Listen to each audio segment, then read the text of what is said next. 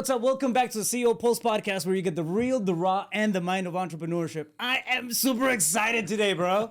I really am. You were one of my first guests on the show. I was freaking the fuck out when I had you on the show. I'm honored to call you a friend. So, same here, man. It's an honor having you back on the show, breaking your stuff down, and then going through your life experiences over the last 2 years. For a lot of the people in our circle, it's just been insane. I mean, the growth, the exposure, the way life changes altogether, right? Yeah. So I want to break into all of that stuff and then welcome you to the show. Absolutely. Yeah. Thank you, man. I'm excited. Yeah. Excited to be here. I love what you got going on here. It's the first time I've actually been into this space. It's outrageous, everything you've done. It's the first time I visited your office. It was about the size of this studio. Yeah, exactly. I think it was. Yeah. I had a desk in a corner, and then a couch. Wherever Jesse put you, like here's the space you're allowed to have. It was really a closet space. Yeah. But you know what? You get what you. It worked. Yeah, you take whatever you can get, right? When you're launching. So, anybody who doesn't know Steve Trang, he's built the brand, one of the biggest brands right now in real estate and real estate education as well. Real estate disruptors, right? I mean, you started really disrupting the space just by having conversations. I remember, years ago, we had some of the first talks. We met actually at a restaurant downtown, and you were talking about launching the podcast, and it's insane to see how far that that went. From that, and of course, the brokerage grew, and then you have the wholesale business. Now you're doing a lot of coaching and the sales training space. Yeah. So you've been multifaceted, right, to say the least. How do you go from being an agent doing traditional sales to expanding the reach like that and actually having the ripple effect that you're having now? Well, I'm going to say there's a few different things, right? I think the first thing is obviously I think the default answer everyone says, or everyone with humility says, like, it's my people, right? Like the people around me has definitely been supportive. I think a lot of the other things too is knowing thyself. Yeah. And I had a realization at some point that realtor wasn't for me.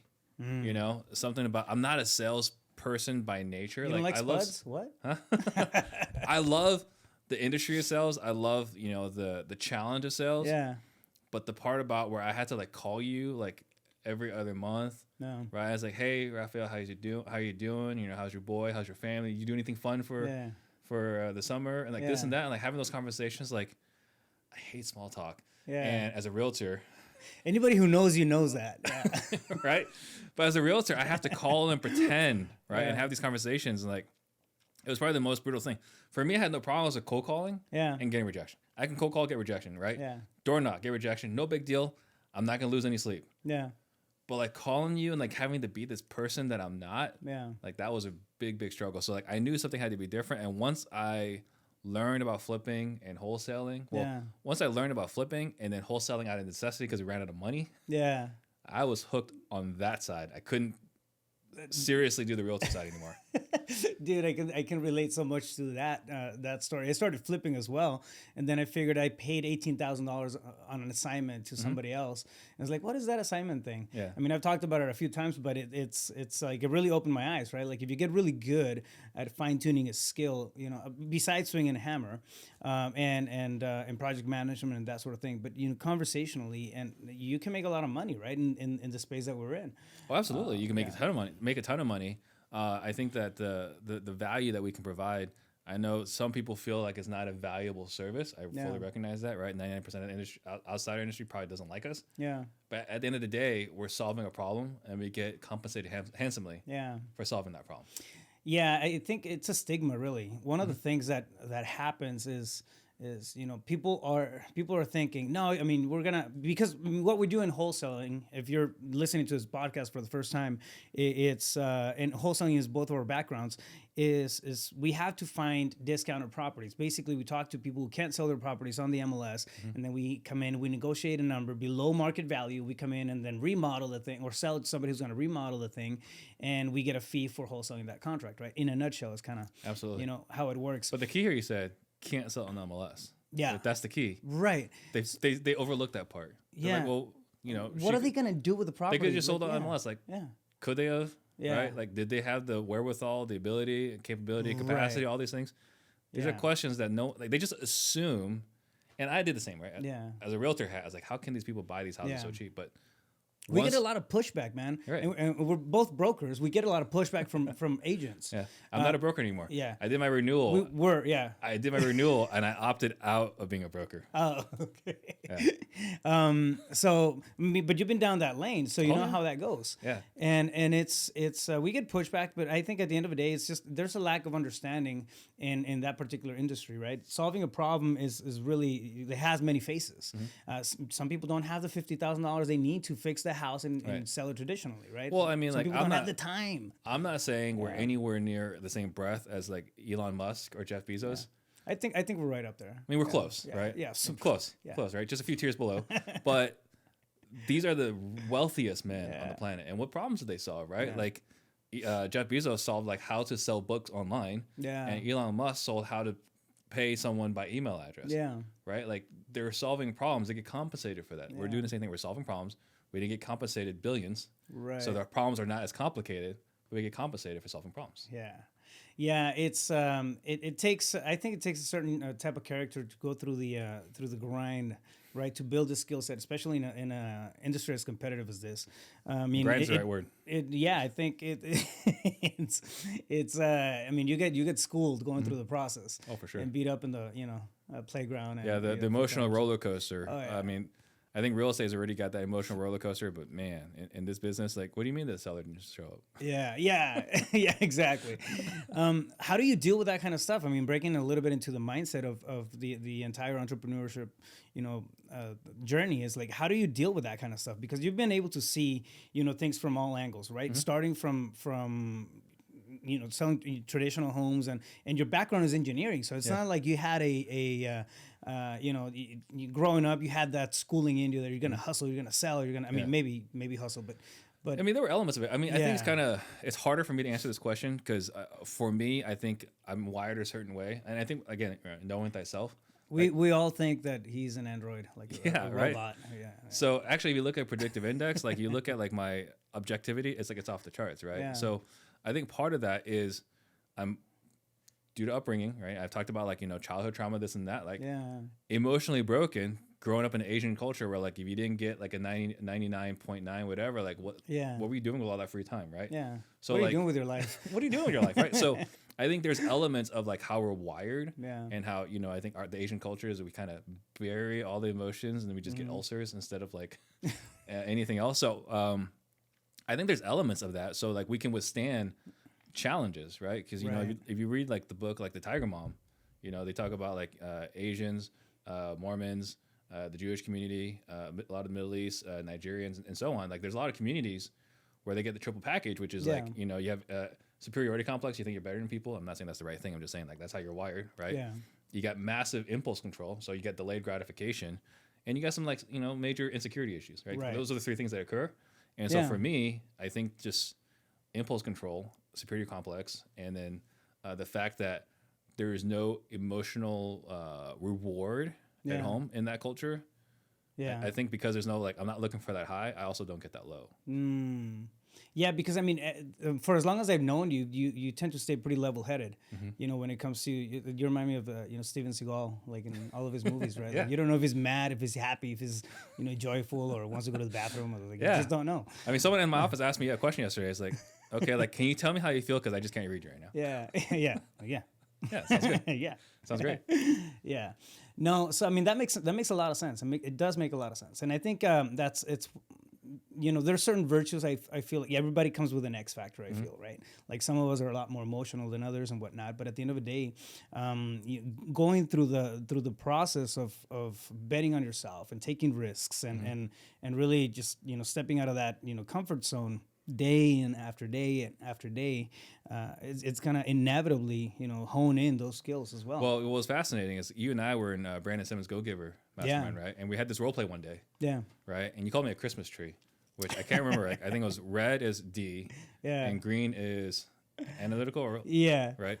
We're going off of a set of colors. Yeah, and basically the point was like, I can't talk to Steve. It's like, why not? It's like, he's too competitive. It's like, how did you know I'm competitive? It's like, I could just tell in your words. It's like, okay.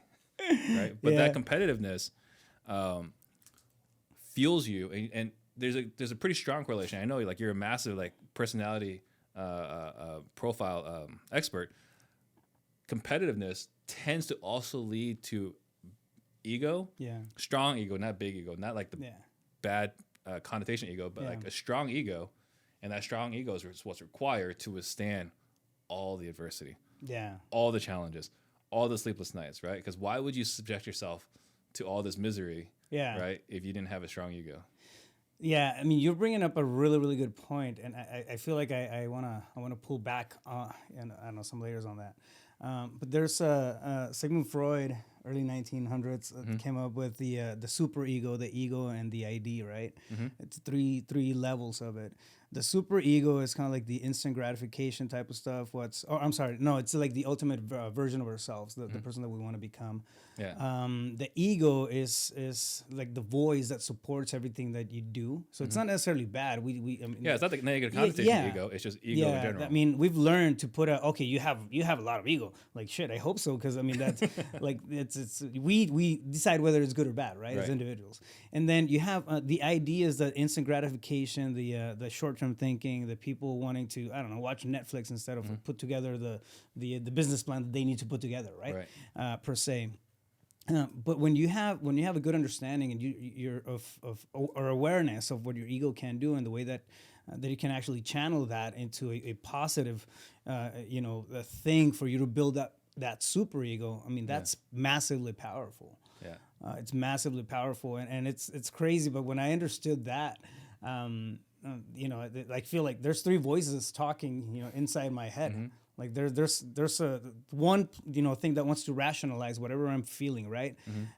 Is it the idea or is it the superego? And that's the middle one, right? The ego, the big buff ego.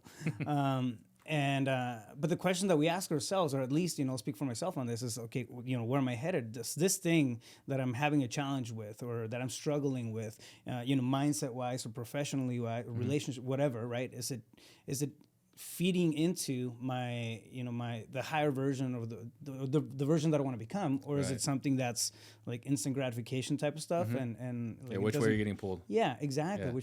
And your ego stands in the middle of it, and it'll try to justify whichever one you pick. That's what's so crazy about it. Your brain does an excellent job of justifying anything you pick. Oh yeah.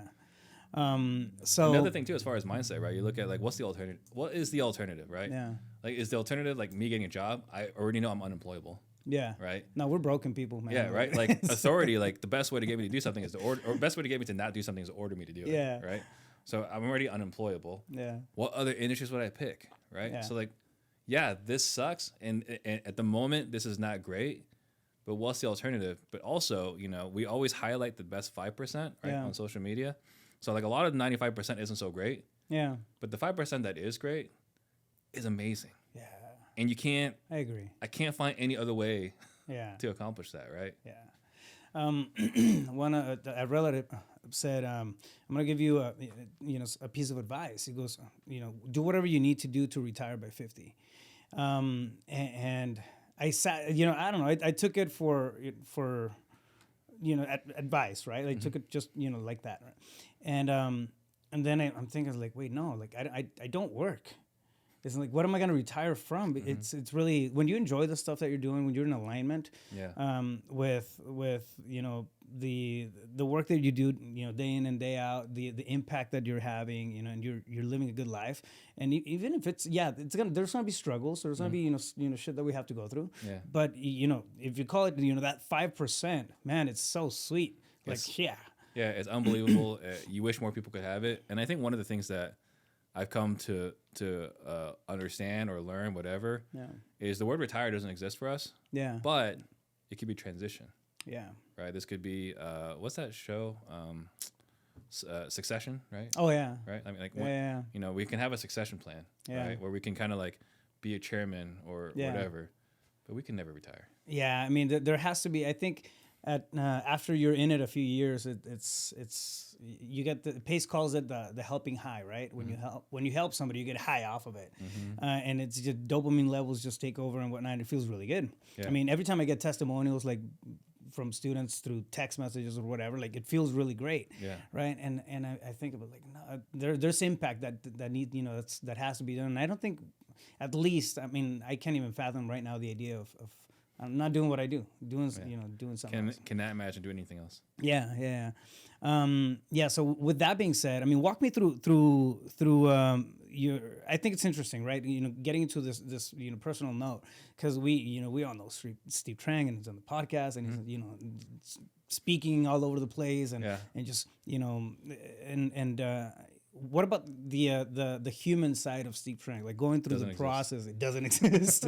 I was programmed at birth. But it's as far as, I don't know, think of it like desires going forward, and walk me through that journey that you've been on for the last few years, especially with the exposure and the growth that you've been able to achieve. So there's a lot of different ones, right? So I think the biggest one was the sales coaching thing, and I think when we were first connected, like I had already launched it, right? So like we've got a brand, we got a name, like people know us. It's funny to me when I hear things like, I pulled a Steve Trang on him. Yeah. It's like, we're not doing this to people, right? We're doing this with people, right? But we built a sales training brand, and it's something that, we planted our flag on the ground. Like, we're going to be the sales trainers, right? And at the time, John Martinez was the biggest name, right? Today, there's a lot of names out there. Yeah. Right? So now this is like a battle here, but, I'm one of those names, so that's pretty cool. Yeah. And I don't do this for the ego component. It's just like we've impacted so many people. Like having someone walk up to me in advance, like, hey, I just want to let you know, like, I bought my dream car because I went through your programs. Like, holy cow, right? Like, that is incredibly fulfilling. So we've done the sales training thing. A more recent development is, we shut down the brokerage. We went over to Real. I'm really excited about the prospects there. And it's something that has been really big for the last, I don't know, like 7-8 months, something along those lines, is just shifting my way of thinking. And when I'm talking about shifting my way of thinking, is that I've always been like, go big, dominate, crush, this and that.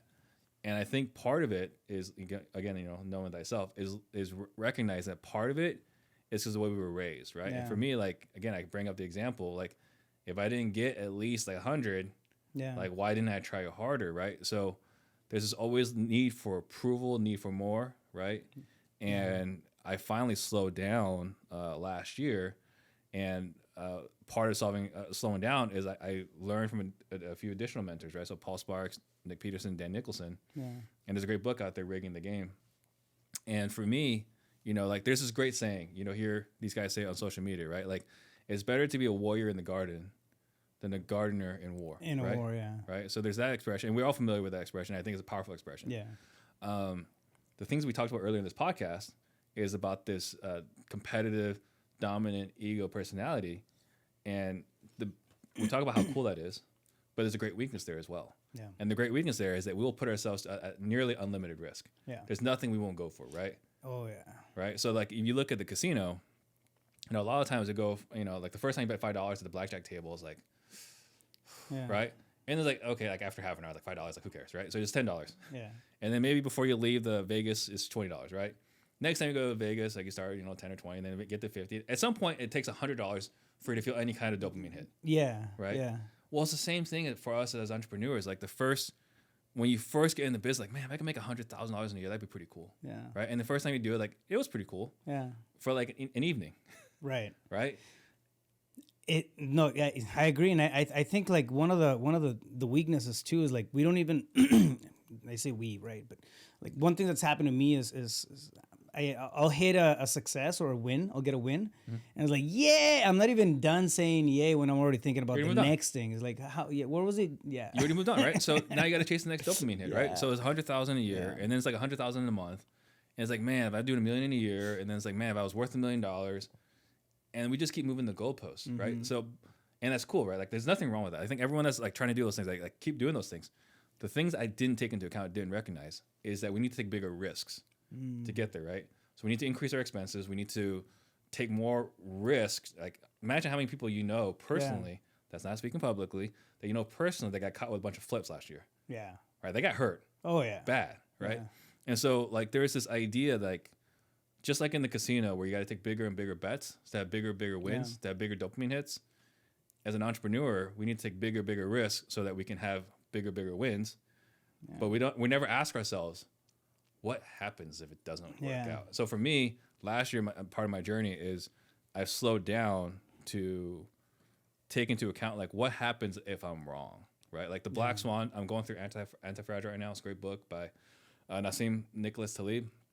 Black Swan? Black Swans. It's Anti-Fragile. Anti-Fragile. But Black Swan's another book he wrote, right? But we're talking about Black Swan events. Like bad things happen. Or you can be prepared for when bad things happen, right? It's like the reason why I didn't get so many flips. Because like we never knew when the Black Swan event was going to occur. Turns out it was the Fed. But so like, you know, after learning from, you know, Dan Nicholson, reading Rigging the Game, and we've since, you know, started the Certainty Talks. So you guys can check out certaintytalks.com was our show. But take into account restraining ourselves. So like I said, the warrior in the garden. Mm-hmm.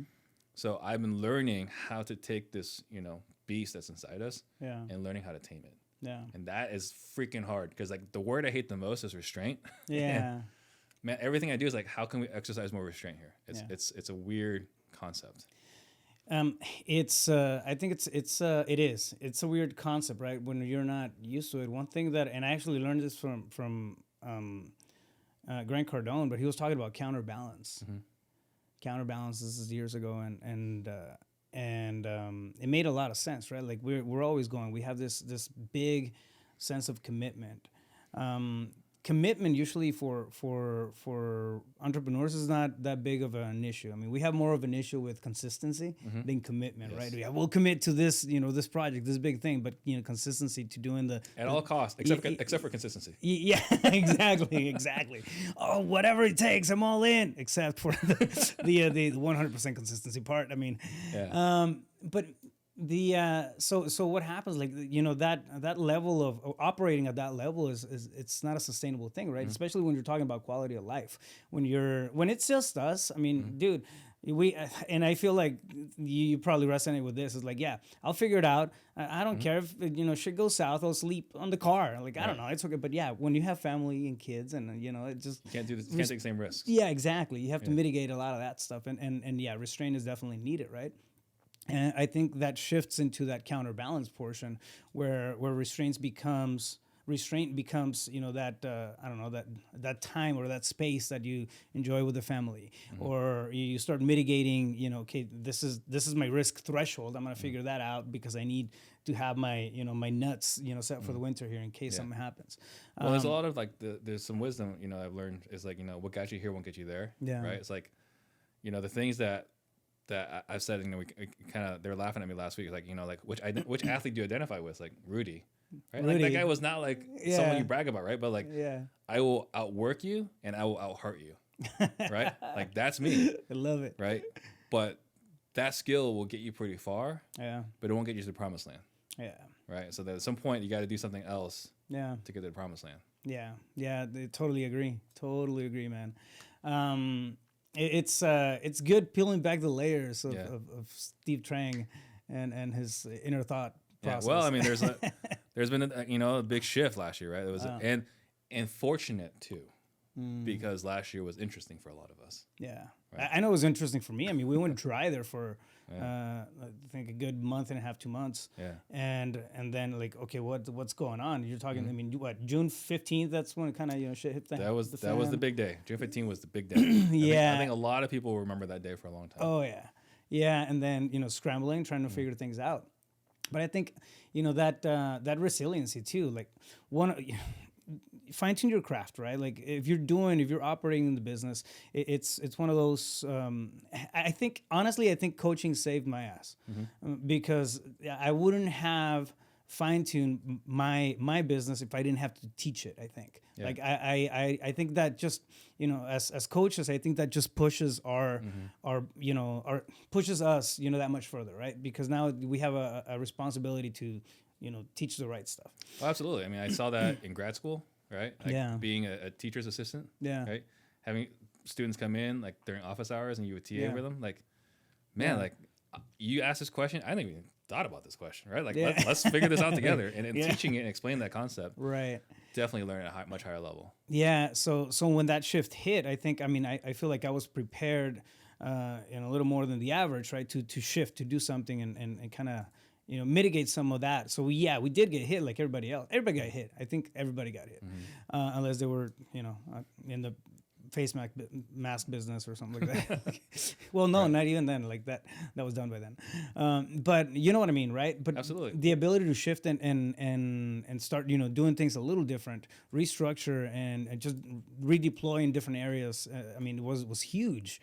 I think that adaptability as entrepreneurs is it's also one of those things that we sometimes take for granted. Yeah. Well, I mean, we're like cockroaches, right? Like you can't kill us. Can't kill us. Right. Like we are adaptive. We will find a way. And I think just going back to you mentioned a moment ago, right? Like the fact that we have to teach it makes us better. Yeah. Like one of the great things, like I'll say this, it's gonna sound entirely boastful. I don't regret it. I personally believe I'm the best sales trainer in the country. Yeah. Why? Right? Because I work in Collective Genius, and I'm training like 50 of the top teams in the country. Yeah. You think I don't hear the most challenging, like these are the guys that are buying 10 houses a month. Right. And they're like, Steve, how do we work through this objection? Yeah. You think there's an objection I haven't gone through, haven't been able to help them, craft them, overcome, like help them, right? They're the ones doing it. Yeah. Right? But coming up with a script, coming up with a process to do it, like, just like back in the day when you're beating my butts, right? Here in Phoenix, you sat through more appointments than I sat through. I was just Rudy, man. You were just Rudy. Yeah, it was Rudy. But, back from like 2011 to 2015, right? Like it was, a lot of times it was you versus me, right? Yeah. You won more than I did. But why did you get so good so fast? You were in 3 or 4 appointments every single day. Yeah. Right? Well, right now, I am training the best guys in the country. I can't by default get better because I'm training them. Yeah. Yeah. Well, I mean, and it's also borrowing. I mean, there's no way that we can see every possible outcome out there, right? Like every scenario, every single thing that, people come to mind with or issues or whatever. Like the more that we take the put in the reps when it comes to problem solving at higher scales, I mean, we're going to see different scenarios. Like right now, I mean, I went into a partnership with a couple of guys, and these guys play at a whole different level than I do. Yeah. And it's like I'm seeing deal structures in a whole different way. I'm seeing conversations going a whole different way. What I would consider a deal is like it's not a deal. Yeah. You know what I mean? Things like that. But I guess it holding that space forces us to remain open to perspective. And when we have that, I mean, the ability, the possibility, potential of growth. I mean, who stops you? Like no, like nothing stops. Yeah, yeah. You're learning from the ether at that point because everything just rolls to you. Yep. So it's I think it's a very interesting space to hold, very interesting position to have, and if you give it that space, right? Like if you give it that hold it, that responsibility high, like it's the ripple effects can be huge. Absolutely. Yeah. So awesome, dude. What's in the docket right now? So you do have a coaching program, and tell me about that. Well, I would say the thing that I am most passionate about right now. So we mentor people, right, and that's been incredibly fulfilling. We do sales coaching. That's been incredibly fulfilling. I think the biggest gap right now is not the sales skills. I think there's, again, like I'm one of many sales coaches out there. Yeah. I think the biggest hole right now is how to get your salespeople to be accountable to themselves, right? We were kind of joking a moment ago, right? Like I'll do whatever it takes, except for the consistency part. Like that part, except for that one, right? But right now, like to win, you need to have great marketing, right? But marketing is actually pretty easy to figure out, right? Yeah. I say, hey, Raphael, what's working for you? And I just copy and paste, right? Yeah. So you got to be good at marketing, got to be good at sales, right? I think if you're not, whether myself or somebody else, you got to get sales training, right? Yeah. So then after sales, the salespeople, right? How do you get your salespeople to be accountable, right? That is like the last thing, because you talk about like, managing employees. That's tough, right? Yeah. Admin, whatever, VAs, whatever it is. There's levels of difficulties, right? Yeah. And then you got salespeople, right? And then I mentioned whole new breed, right? Or whole different breed. Yeah. So like salespeople, like we just mentioned, right? Egos. Salespeople have egos, right? Again, not the bad connotation, but they do have egos. Yeah. Right. They tend to be independent. They tend to think they're great, and they tend to be in the department that rules don't apply to me. Yeah. And look, I'm talking about salespeople. This also describes myself, right? Yeah. Like I have this problem too. Do you have this problem? Oh, 1,000%, dude. Right. Yeah. And so managing salespeople is a whole different game. Yeah. And so Ren Bartlett is someone that I learned quite a bit from. I mean, he was wholesaling 100+ houses a month, right? And he has a program, we call it Sales Leadership. Yeah. And from that's what I'm helping him promote. But he's teaching people how to get your salespeople to want to work, to want to grind on a regular basis, consistently, right? Like 2 weekends ago, you know, our KPI is 2 contracts per week per salesperson. Yeah. You know, our top guy only got 1 contract, right? Yeah. It's like, okay, so like, what are we going to do? He's like, well, I'm going to come on Saturday. I'm going to come say, yeah. That was it. Volunteered. I'm just going to come on Saturday, right? Okay, that's cool, right? And then another guy, a lead manager on the team, was like, well, if Carlos is coming in, I'm coming in too. Yeah. Right? Is it a culture approach or? It's the appreciation and helping them accomplish their goals, right? Because like everyone says they want to make more money. Everyone says this, right? So there's like 2 things. Like I think, you know, you ask someone their why. The first 2 defaults, I believe, is money. Yeah. Right. And that goes away pretty fast. Yeah. Right. And then after that's my family. Right. Yeah. I question whether, because like we don't need to work as hard as we need to work. Yeah. Right. And like if you really want to spend more time with your family, you probably shouldn't even be working this hard. You should be working less, finding something else to do. Yeah. Right. So really, there's a third why, and we got to figure out what that true why is.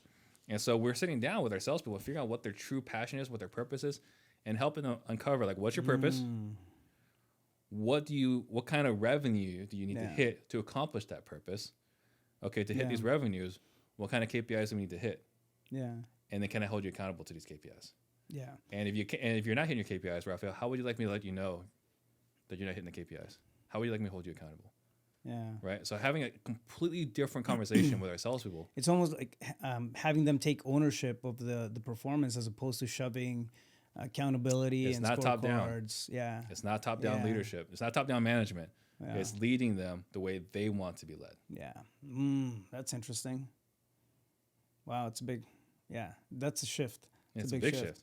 And that's what I'm most passionate about right now. That is what we're hanging our head on right now, because I think that the whole country, you know, needs it. You know, anyone that's running a sales organization, I believe, needs it, but not everyone believes they need it. That's the obstacle we're dealing with at the moment. Well, yeah, I mean, it's just, we're used to doing, you know, things a certain way, right? For so many years. Yeah. Even the newer generation of entrepreneurs, right? Like, no, I learned it this way. I'm a child of the 80s. Yeah. So it's like, you know what I mean? Yeah, well, you know, do this, and that, and then that's a checklist, and that's how you do. But it's crazy. I mean, I don't know. I'll take the example of building a house, right? Yeah. Materials are you know the same materials that that were being used 120 years ago. But there's a lot better materials now that are a lot more sustainable and more effective and more cheaper. You know, so there's always different ways to go about it, right? If we just again switch the perspective a little bit. I do something similar. It's interesting, but with my team, I for the longest time we were talking about top 3s. So we would kick off the meeting with top 3 personal priorities. Like, what are your top 3 personal priorities, and then just have the team elaborate on that, and then just kind of create this vision and energy and feeling behind their personal top 3s, their personal goals. Buy a house, take a trip, whatever that was, right? And I used that instead of the what'd you do last weekend, type of icebreaker on the meeting. And I just thought it was a little bit more substance to it, and it evolved. And what I started seeing was like people were more excited about talking about their top 3s, and then they were about anything else. Right. I was like, all right, cool. So let's lean into that a little bit. Then we started having just accountability sessions of the top 3s, and then the top 3s became like super long in the meeting. So we turned it into this golden goal. Yeah, yeah. But I think taking into account that the human capital is always undermined, man. I haven't seen one organization that I feel has it dialed in where human capital is like it's at the at the tip of the priorities. And managing people is the last frontier, right? Like, again, marketing is pretty easy. It's hard, right? Because usually, hey, what list are you pulling? Yeah. Right? What skip tracing service are you using? Nuts and bolts. Right? Nuts and bolts. And when you're first starting, that is absolutely critical, right? But there comes a time like why are we talking about this, right? So there's marketing, and then there's sales, right? And then eventually there's like finances, and then there's like CRM and tools and this and that, right? And I think all those are important. I'm not disputing any of those things, right? They're all super critical. But people, that is the hardest one to crack, because at the end of the day, right, we're all emotional beings with the ability to think, right? Like I just say, we are the smartest animals on the planet. But we're still animals. Our reptilian portion of our brain is still way larger So we're gonna. I mean, in times of stress, we're gonna revert back to what we know, what we learned growing up, the conditioning, that sort of thing. I mean, we may be able to adapt, from time to time to where we're at, but I think when shit hits the fan, that's when the real character comes out. Exactly. And that's when you need to know or understand how to mitigate that, especially within the organizations. And I mean, it comes down to like how you hire, even how do you structure your hiring process, your onboarding, your training, and all that. So it's huge, man. The human capital side of business needs to be highlighted more. I feel like now people are somewhat waking up. It's more of a, okay, cool, I don't just want to make $100,000. I also want to belong to something. Yeah, the community, the tribe. Yeah. There's, I mean, purpose, we see like a lot of people who don't have a purpose, they'll borrow your purpose for the time being until they figure out what their own their own thing. Well, I mean, I think if there's anyone that's mastered community better than anybody else's pace, right? Like community, right? Yeah. Tribe. Well, we don't have to build a community like Pace, but if you could build a tribe that is as cultish behavior, I give Pace a hard time about this, right? But like if you can build a cult-like behavior like Pace has, right, within your organization, there's no limit to how far you can go. Yeah, 100%, totally agree. So if I mean, walk me through. And you do have a training coming up, and when is that happening? February 24th, 25th. February 24th, 25th. And this is going to be, is it just focused on sales, or is it? This one's focused on sales leadership. Sales leadership. Yep. All right, cool. What type of person would be the perfect fit for something like that? The person that's in business, actively doing deals, right? Just in real estate? Anybody, any industry, right? If you're running a business where you actually have a P&L. Okay. Right? Not just L. Yeah. Like P&L. P&L, yeah. Right? So any business that's doing that, I think is a good fit, right? Because we talk about all sorts of different things, right? Because there's 5 important facets to working with salespeople, right? There's the recruiting, sourcing the right talent, right? Rejecting, like repelling the wrong talent, like because we talk about how do you find the right talent? Well, how do you make sure you also repel the wrong talent, right? Yeah. So recruiting, onboarding, getting them in, and making sure that they're plugged into the culture the right way, right? There's managing them, which is what you and I just kind of talked about. There's training them, and the last thing is just retaining them, right? Right. There's all these things that have to happen the right way, and we talk about all 5 phases. So if you got salespeople, whether you're managing them now or you're thinking about bringing them on, like there's a right way to do this. And there's one thing that, do you remember like what someone would ask, like, hey, Raphael, do you have an assistant? Yeah. You're like, no. I was like, okay, well then, so you're the assistant. Yeah, I'm the assistant. You're the assistant, right? It's the same thing here, right? If you don't have a sales manager, guess what? You're the sales manager. Yeah. And if you don't identify that, if you don't accept that, now you got an absentee sales manager. Yeah. Right? Yeah. So like for us, like we're not talking about sales management, we're talking about sales leadership because it's different connotation. But yeah, anyone that's actively managing salespeople or looking to right now hire a salesperson, I would say needs to take this training, because if you don't know how to manage them, you're just setting them up for failure. Yeah. And are you guys covering everything nuts and bolts? I mean, you're talking conversation scripts, flow. Yeah, 2 full days. Yeah. On how to source to retention. 2 full days on everything you need to do. Wow. All the difficult conversations. Yeah. Right. In doing that. Acquisitions or sales. You know, I think it's one of the hardest things to hire for, because it naturally, like, people who are strong-willed usually, gravitate to that role, as opposed to some other role that's more of an introvert, like transaction coordination or something like that, right? But you also have there's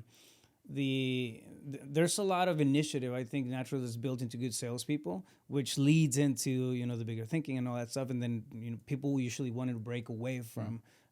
I mean, we see it all the time. Yeah. But from that sales role into doing their own thing or whatnot. Yeah, the number one challenge for most business owners we've seen is that I hired a good salesperson, train him up. Now he's my competition, taking my systems and processes. Yeah.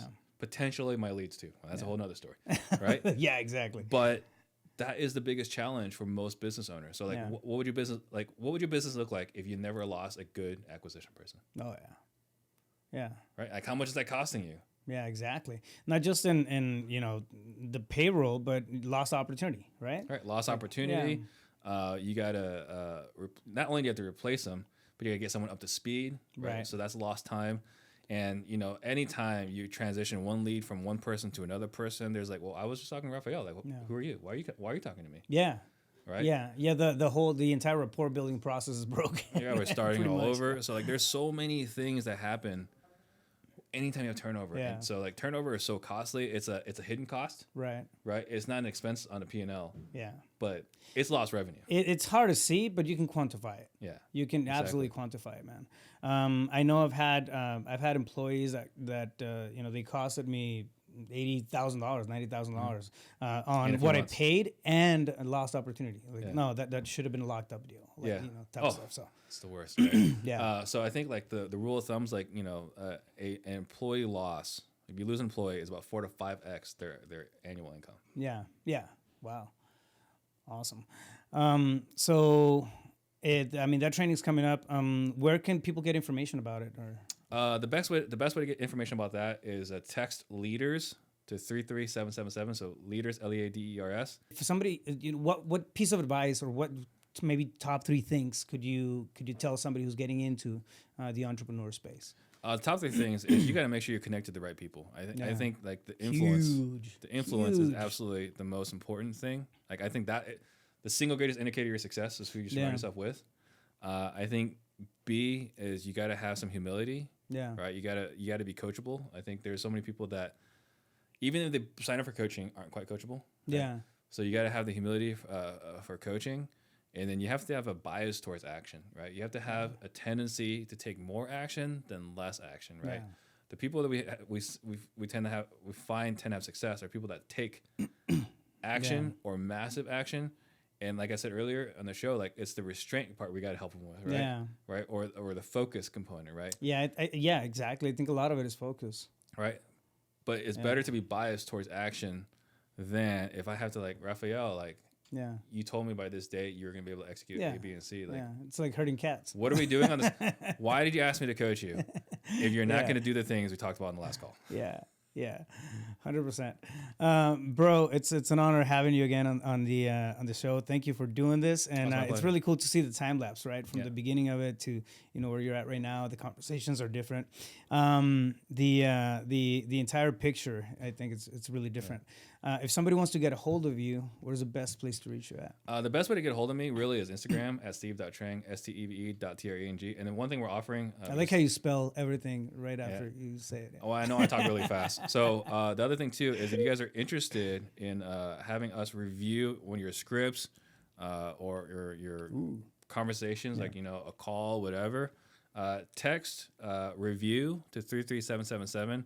I got people on my team that are happy to sit down. Like I was really fortunate I was able to hire this guy who was like an even bigger sales nerd than me, right? And he loves doing this stuff, right? So anyone that's interested in that, we're not charging for that. So review 33777. Review 33777. Again, we're going to make sure that we drop that in the show notes. And right before we sign off, my favorite question is, if you were walking down the street and you ran into your 17-year-old self, what piece of advice would you give that kid? I would hand him Rich Dad Poor Dad. And the reason why is that I was not coachable until I was like at least like 30. Yeah.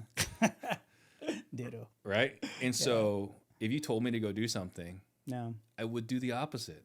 So the only way I could do anything is if it was my idea. Yeah. So Rich Dad Poor Dad woke me up, right? And so I would say that's probably all you could really do for 17-year-old me, because otherwise I knew everything, right? Yeah.